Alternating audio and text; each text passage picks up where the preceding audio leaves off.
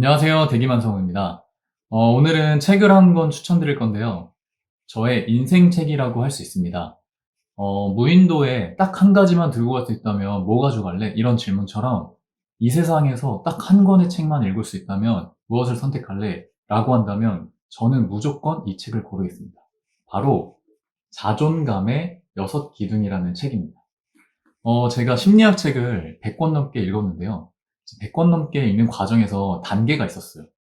뭐 처음에는 거울 효과, 후광 효과 뭐 이런 것처럼 심리학 이론을 설명해주고 그걸 실생활에 어떻게 이용하면 좋다 뭐 이런 내용들이거나 FBI 행동 심리학처럼 거짓말을 하면 코에 손이 간다 뭐 이런 내용들이었어요. 저는 이걸 스킬이라고 표현을 하는데요. 심리학 책을 닥치는 대로 읽어보자라고 생각했지만 어떤 책들을 읽어야 될지 모르니까 그런 좀 대중적인 스킬 책들을 처음에 접했던 것 같아요. 심리학이 이렇게 쓸모있을 줄이야. 심리학의 즐거움, 뭐 세상의 모든 심리학 이런 책들을 많이 읽었는데 한 가지 고민이 생겼어요. 이런 책들을 보면서 다양한 심리 법칙들이 삶에 영향을 끼친다는 건 알겠는데 제가 바로바로 삶에 적용이 안 되는 거예요. 그러니까 응용하는 게 좀 되게 어렵다고 느꼈어요. 그리고 가장 중요한 것은 여기서 나오는 이 법칙들이 무조건 다 똑같이 적용되지 않다는 것을 깨닫게 되었어요. 예를 들어서 FBI 행동 심리 이런 거 보면서 아, 이제 나 마피아 게임 하면 무조건 다 맞출 수 있겠다 생각을 했어요. 그리고 뭐 소개팅이나 친구들 만나는 자리에서 이 심리 법칙을 잘 이용하면 되게 좋겠다고 생각을 했거든요. 근데 마피아 하나도 못 맞추고요. 친목 자리에서 오히려 이게 도움이 안 되는 거예요. 사람이 거짓말하기 전에 침을 꿀꺽 삼킨다. 코에 손이 간다. 이런 말들이 있는데 거짓말을 하려고 하면 진짜 피노키오처럼 코에 피가 이제 몰리기 때문에 코가 간지러워서 코에 손이 가는 거거든요. 이건 진짜긴 해요. 그래서 이제 마피아 게임을 제가 하는데 누가 코에 손을 가져다 대는 거. 그래가지고 쟤다 하면서 맞췄어요. 근데 제가 마피아여가지고 거짓말을 하려고 그러는데 코가 엄청 간지러운 거예요. 그래서 막 코를 긁고 싶은데 이거 만지면 이제 거짓말이니까 그냥 꾹 참고 그때 이게 진짜네라고 이렇게 생각을 했었어요. 그런데 다음 판에 또 누가 이제 코를 만지길래 쟤다 이렇게 생각을 했는데 마피아가 아닌 거예요. 뭐지? 뭐 그러면서 자꾸 이제 마피아를 제가 틀리게 되더라고요. 그리고 제가 마피아가 아니고 시민이었을 때 저는 이제 뭐 코가 안 간지러우니까 이제 당당했는데 갑자기 누가 저를 마피아라고 하는데 제가 말을 하기 전에 크게 침을 꿀꺽 삼키는 걸 봤대요. 그러면서 저라는 거예요. 전 진짜 시민인데. 아니, 도대체 거짓말하면 코 간지럽고 침 꿀꺽 삼킨다는데 왜 난 거짓말도 안 하는데 그러는 거야?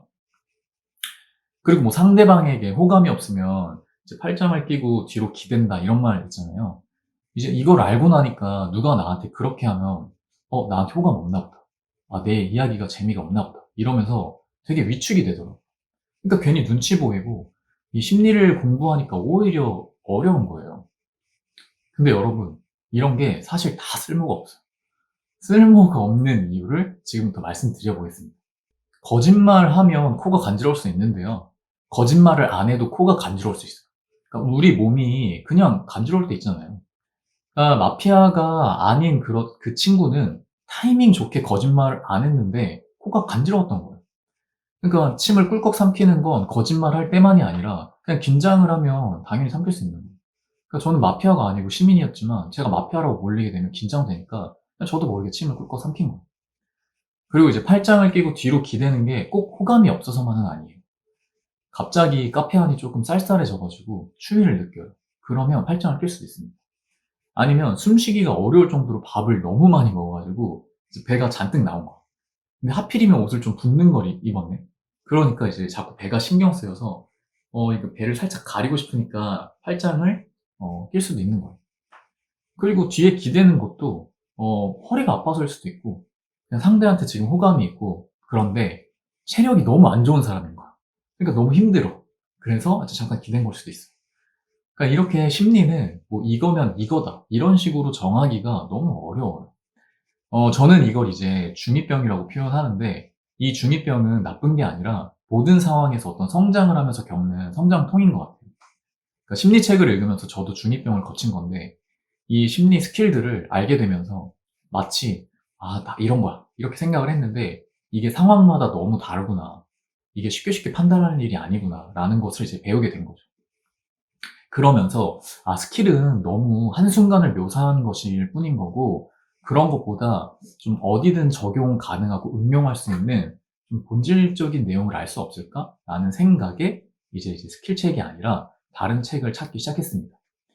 이제 그리고 나서도 사실 뭐 한참 다른 책들을 읽었는데, 이 자존감의 6기둥이라는 책을 읽고 나서 이게 본질이구나라는 깨달음을 얻게 됐어요. 자존감은 뭐 당연히 많은 분들이 너무 중요하다는 것을 알고 계실 텐데, 사실 이 자존감의 진짜 실체를 모르는 경우가 많거든요. 그러니까 저도 그랬고요. 근데 이 책을 읽으면 자존감이 무엇인지에 대해 조금 더 구체적이고 명확하게 알게 돼요. 그리고 심리 관련된 모든 내용의 본질이 저는 이 자존감이라고 생각하는데, 어떤 다른 책을 읽더라도 이 자존감이 본질이기 때문에 다 이걸로 연결이 돼요. 팔짱을 끼고 뒤로 기대는 것이 정말로 나에게 호감이 없어서일 수도 있습니다. 그런데 자존감이 높은 사람들은 그걸 보면서 위축되지 않아요. 자존감이 높은 사람은 부정적으로 생각하거나 위축되는 게 아니라, 지금 내가 하는 이야기가 조금 재미가 없나 보네, 뭐 그럼 다른 이야기 해볼까? 이렇게 생각하면서 상대가 다시 나에게 호감을 가지게 만들 수 있다는 것을 확신합니다. 이 확신에 찬 행동은 상대에게 매력으로 다가가요. 그래서 결국에는 팔짱을 끼고 뒤로 기댄 상대를 앞으로 오게 만들 수 있습니다. 이게 스킬이 아니라 본질을 알아야 삶의 진정으로 적용을 해서 인생을 바꿀 수 있는 이유고, 그 자존감이 핵심입니다. 그렇다고 스킬책은 안 좋다고 생각하는 건 아니에요. 스킬에만 빠져가지고 그게 100이다라고 생각하지만 않는다면 이제 다양하게 읽어보면 좋겠죠. 하지만 우리는 시간도 없고 책을 읽기도 어려우니까 여러분의 시간을 단축시켜 드리기 위해서 딱 한 권의 책을 읽어봐야 한다면 무조건 자존감의 6기둥을 읽어보시기 바랍니다. 하지만 당연히 저는 이 한 권이 아니라 또 재밌는 책들을 추천드릴 거예요. 되게 재밌는 책들이 많거든요. 근데 자존감의 6기둥을 가장 먼저 추천드린 이유는, 다른 재밌는 책들을 읽으면서도 그 책에서 자존감이랑 좀 연결시켜보는 노력을 하시면 좋겠어서요. 그 책들에는 이 책은 자존감과 연결되어 있습니다라고 자존감 얘기가 나오진 않아요. 그런데 이렇게 연결을 해서 읽다 보면은 그 책에서 말하는 게 결국에는 이 자존감에서 말하는 거랑 어떻게 연결이 되고, 이런 거를 좀 보다 보면은 내가 삶에 이렇게 좀 적용하면 좋겠다라는 것들을 찾기가 쉬워서, 그래서 이제 이 책을 가장 먼저 추천드렸습니다.